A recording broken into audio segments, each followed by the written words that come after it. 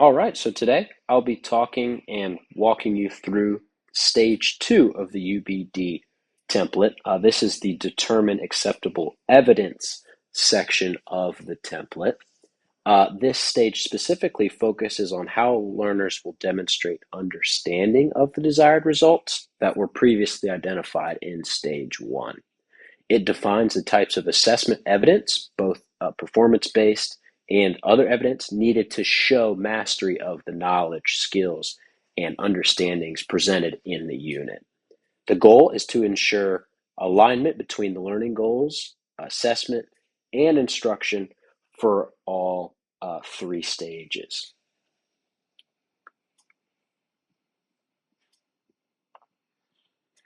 The first subsection in the Stage 2 template is the Performance Tasks section. This is broken down into three smaller subsections, the first one being on the far left, the Desired Results Code. This section is directly linked to the Stage 1 learning goals, for example, the understandings, essential questions, knowledge, and skills. In this section, each task should clearly identify which desired results it assesses. In the middle, the performance tasks column actually defines the authentic real-world applications of learning. This is where you actually have the students demonstrate understanding through transfer, whether it's the products that they'll be creating, the projects, the complex problems they'll be solving. They should all go along with real life applications there, but it's what they will be doing in the unit.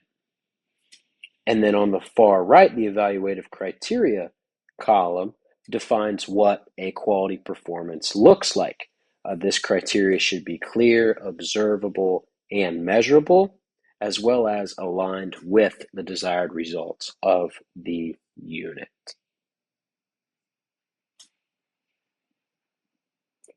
The next section is the other evidence section.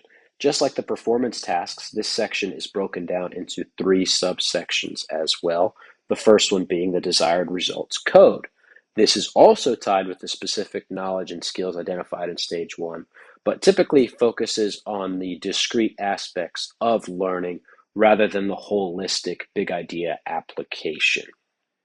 In the middle, the other evidence column includes the traditional assessments and formative assessments that go along with the unit.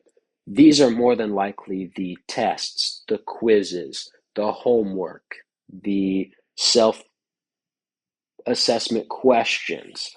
They go in the middle there. The evaluative criteria focuses on the correctness of the other evidence section. So it checks those quizzes and tests for accuracy, completeness, and proficiency with those targeted knowledge skills.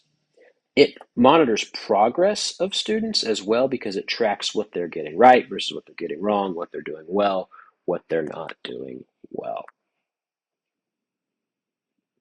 And finally, in UbD Stage 2, there is the grading rubric. Within this grading rubric, it gives you the task as well as the category. So within the rubric, there are four sections. There's the exemplary section, the sufficient section, needs revision, and no evidence. Each of these criteria corresponds to the core outcomes and evaluative dimensions of the critical assessment.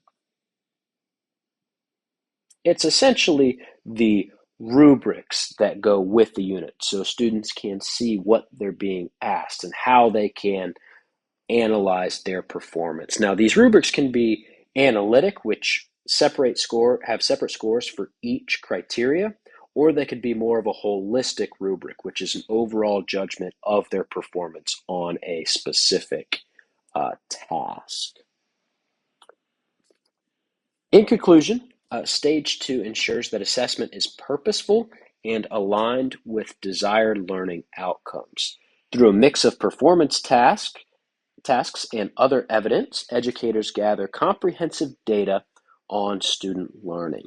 Rubrics and criteria serve as that bridge between the learning goals and evidence, ensuring that what instructors are actually assessing their students on is relevant and it's an accurate measure of their understanding, as well as if they can transfer that knowledge to other scenarios.